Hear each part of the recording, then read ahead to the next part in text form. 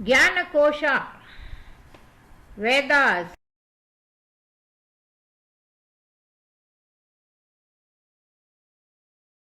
ॐ गणानां त्वा गणपतिगुं हवामहे कविं कवीनामुपवस्त्रमस्तमं ज्येष्ठराजं ब्रह्मणान् ब्रह्मणस्पदानः शृण्वन्नोतिभिस्सीदसादनम्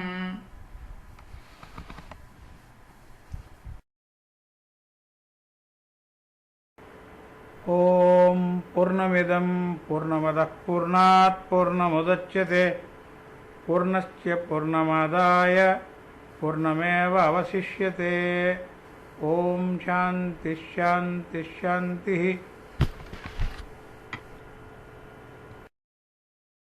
ॐ सहना भवतु सहनौ भुनक्तु सह वीर्यं करवावहै तेजस्विनावधीतमस्तु मा विद्विषावहै।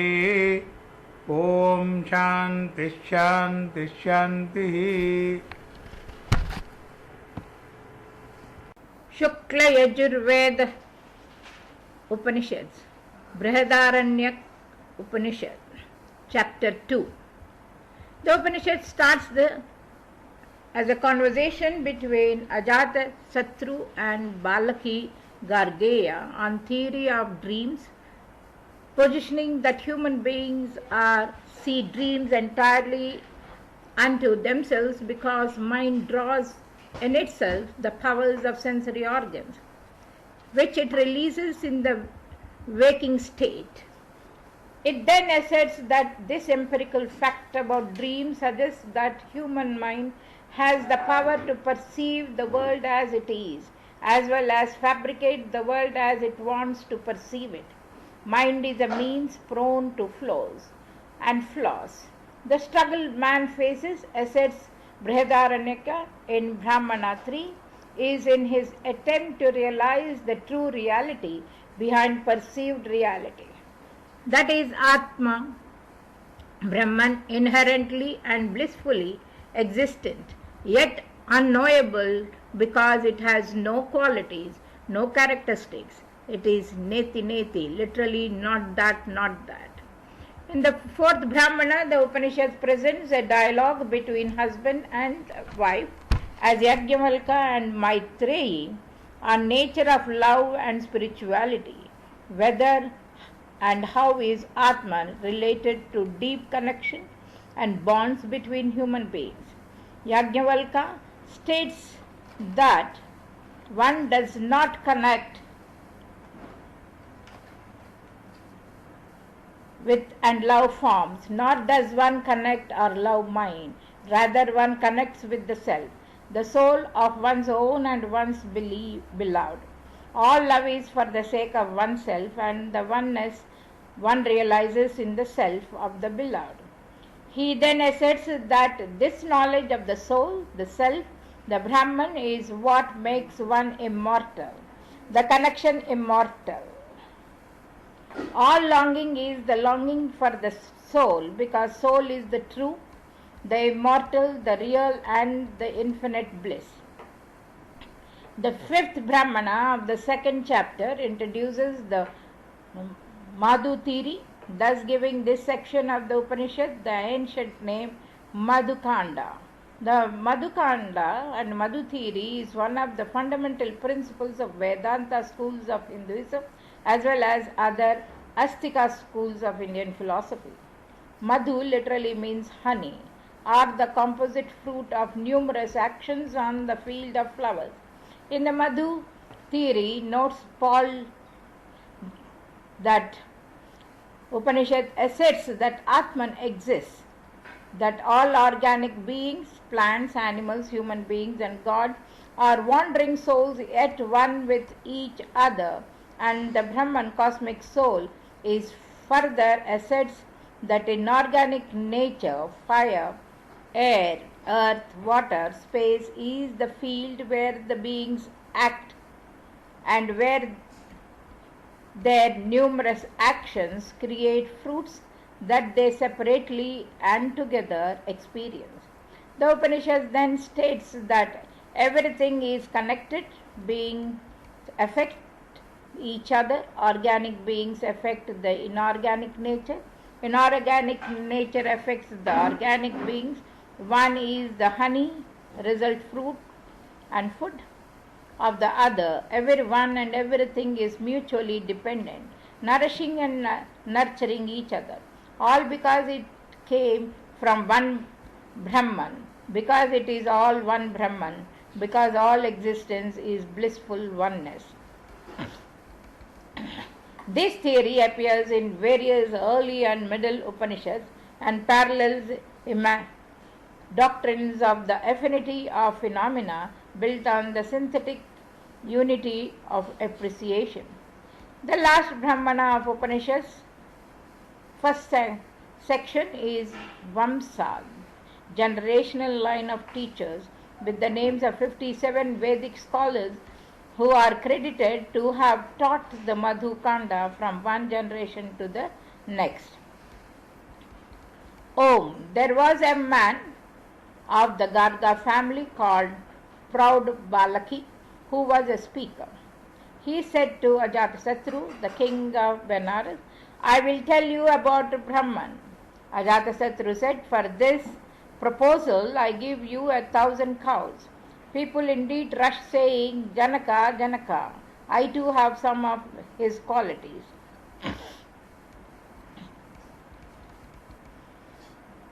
Gargya said, that being who is in the sun I meditate upon as Brahman.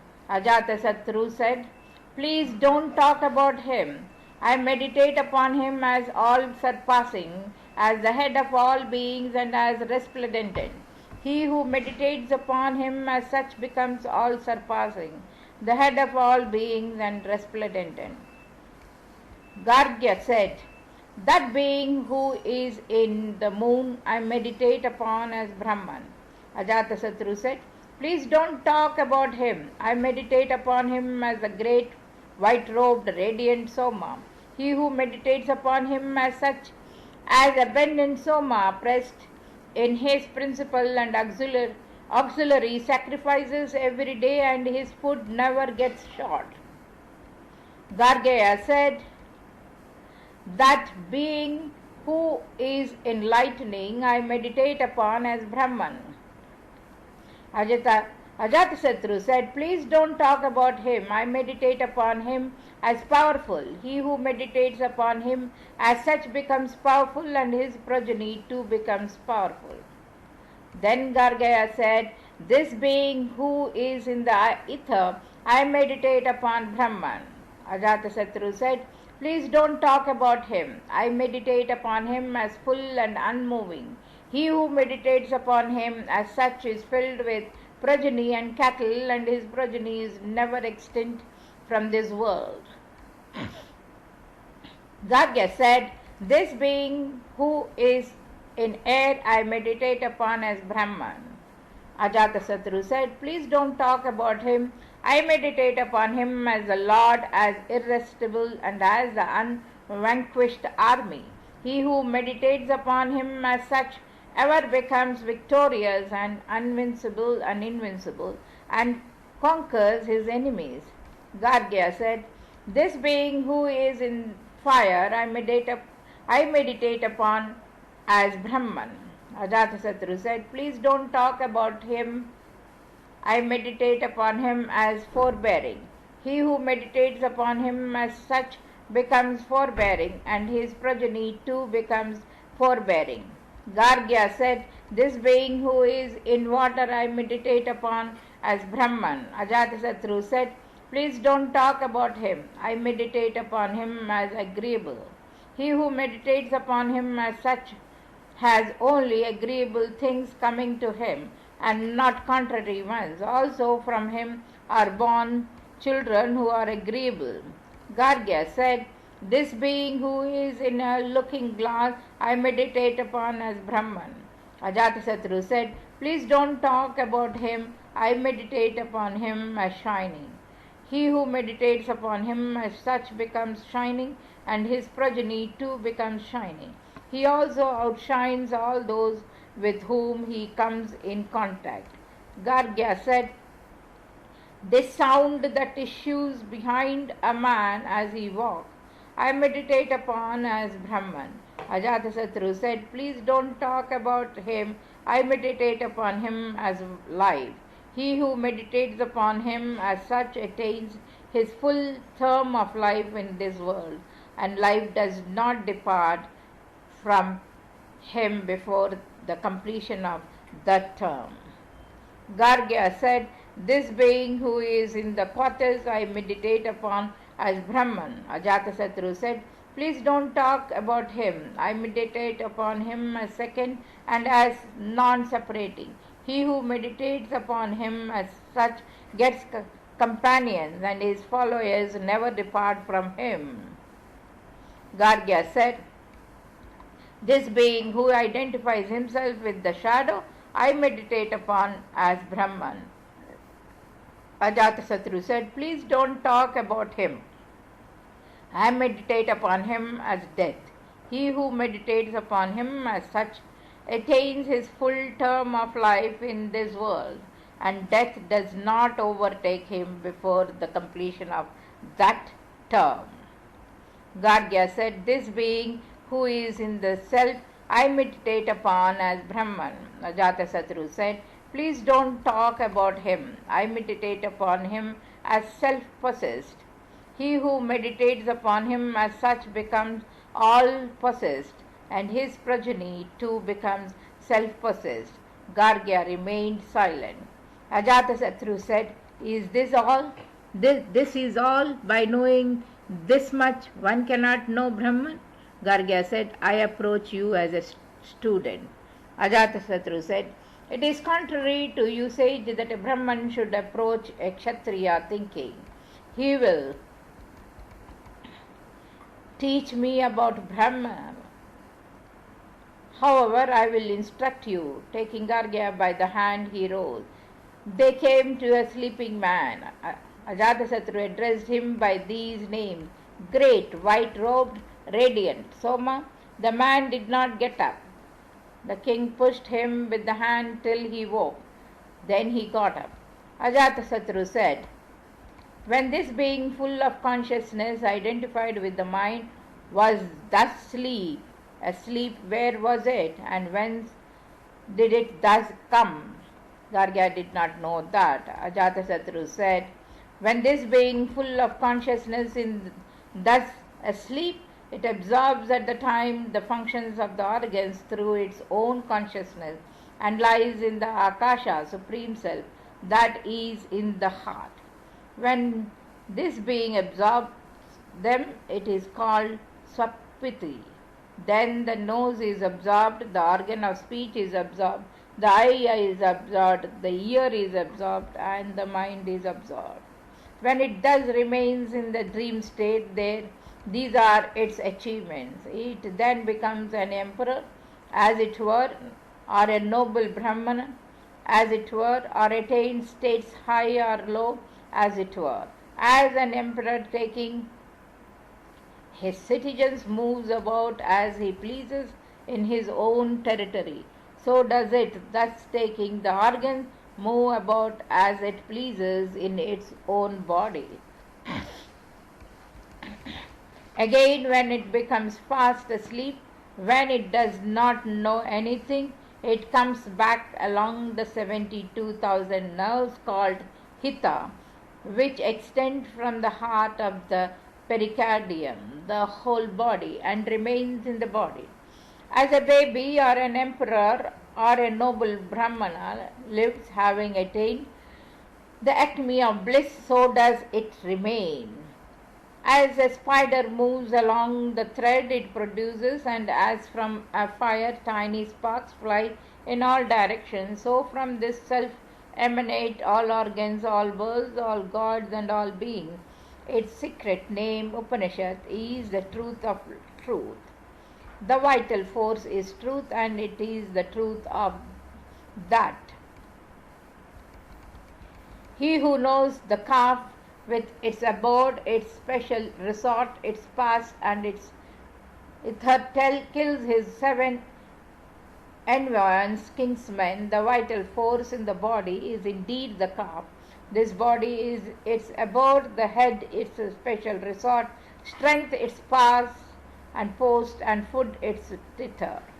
These 7 gods that prevent decay worship it. Through these pink lines in the eye, Rudra attends on it. Through the water that is in the eye, Parajanya. Through the pupil, the sun. Through the dark portion, fire. Through the white portion, Indra. Through the lower eyelid, the earth attends on it. And through the upper eyelid, heaven. He who knows it as such never has any decrease of wood.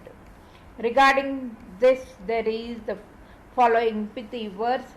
There is a bowl that has its opening below and bulges at the top. Various kinds of knowledge have been put in it. 7 sages sit by its side, and the organ of speech, which has communication with the Vedas, is the 8th. The bowl that has its opening below and bulges at the top is the head of ours, for it is the bowl that has its opening below and bulges at the top. Various kinds of knowledge have been put in it. Refers to the organs. These indeed represent various kinds of knowledge. 7 sages sit by its side. Refers to the organs. They indeed are the sages. The organ of speech, which has communication with the Vedas, is the 8th.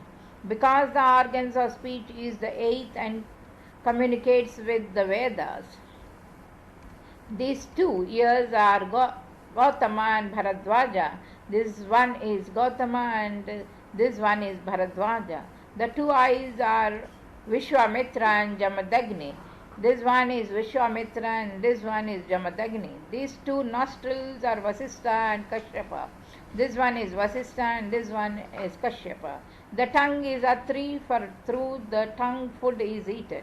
Atri is but this name, Atti. He who knows it as such becomes the eater of all, and everything becomes his food.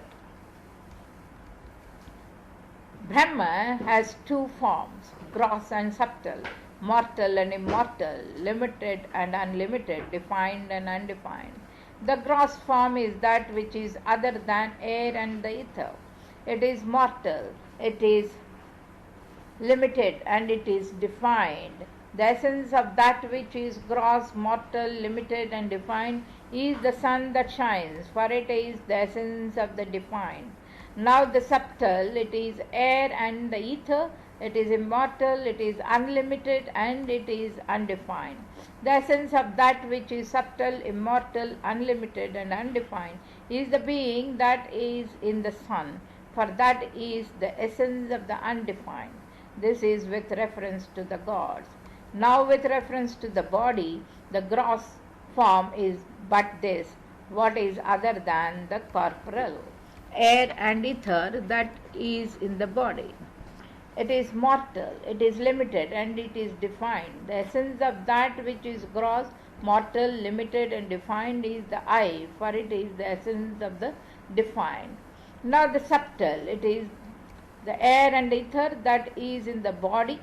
It is mortal, it is unlimited, and it is undefined. The essence of that which is subtle, immortal, unlimited, and undefined is this being that is in the right eye, for this is the essence of the undefined.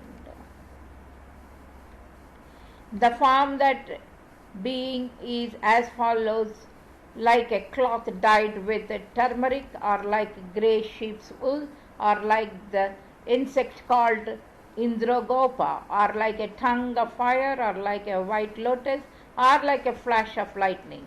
He who knows it as such attains splendor like a flash of lightning. Now therefore the description of Brahman, not this, because there is no other and